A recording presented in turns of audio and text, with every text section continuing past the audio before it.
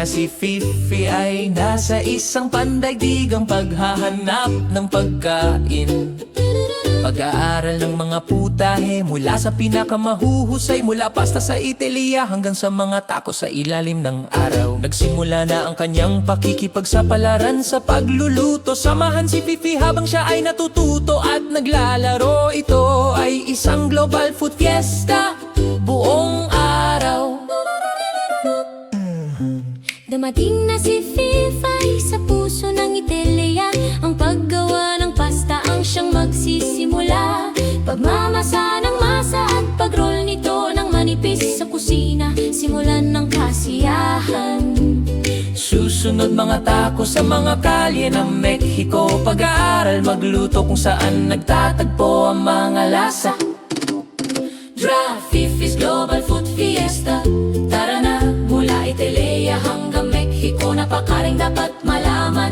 Pagluluto ng kagalakan sa bawat subo, pagtikim ng mundo, mula araw hanggang gabi. Fifi's Global Food Fiesta, napakandang tanawin.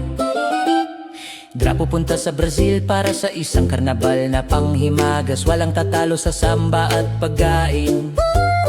Mga nagbabagang karne at pampalasa. Sumasayaw si Fifi hanggang sa gabi. Hi, Loloy! Pagkatapos sa Thailand, may patay sa kalan.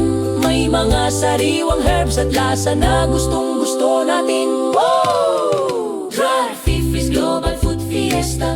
Tara na, mula Italia hanggang Mexico, napakaring dapat malaman. Nagluluto ng saya sa bawat subo, tinitikim ang mundo, mula araw hanggang gabi. Fifi's Global Food Fiesta, napakandang tanawin. Ngayon, nasa huling hintuan na si Fifi.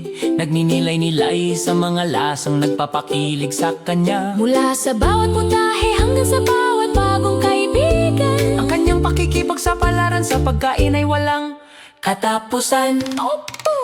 sa bawat subo nagniningning ang mundo. Pinago siya ng paglalakbay ni Fifi.